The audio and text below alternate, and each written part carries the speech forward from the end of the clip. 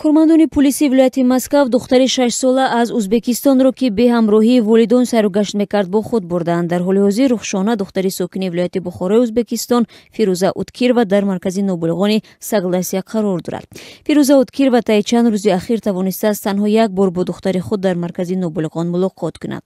рӯзи 3 ноябр Рухшонаро бо писари 19 солаам гузошта ба бозор рафтам. Вақте дар хона набудам ба писарам ҳамкоронаш занг заданд ки ба кор барояд. ӯ бо ман тамос гирифта натавонистааст ва хоҳарашро дар хона монда ба кор рафтааст. Рухшона даро кушода ба кӯча баромадааст.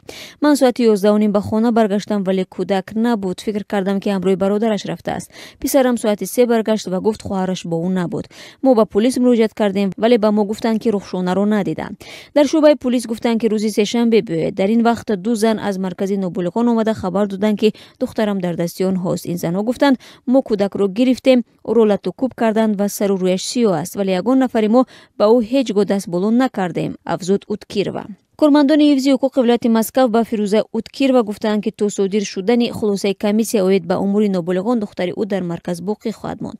Ба гуфтаи Уткирова дар маркази нобулиғон нусхаи аслии тамоми ҳуҷҷатҳои кӯдакро гирифтанд. Кормандони Мақомоти умури нобулиғон ба манзили зисти Фирӯза омада шароити зиндагии ӯро ғайриқаноатбахш номиданд. Фирӯза Уткирова мегӯяд ӯ дар яке аз боғчаҳои вилояти Бухоро чанд сол ба ҳайси мураббӣ кор кардааст ва бо вуҷуди ин таҷрибаи корӣ ба ӯ таҳдид карданд ки духтарашро хоҳанд гирифт.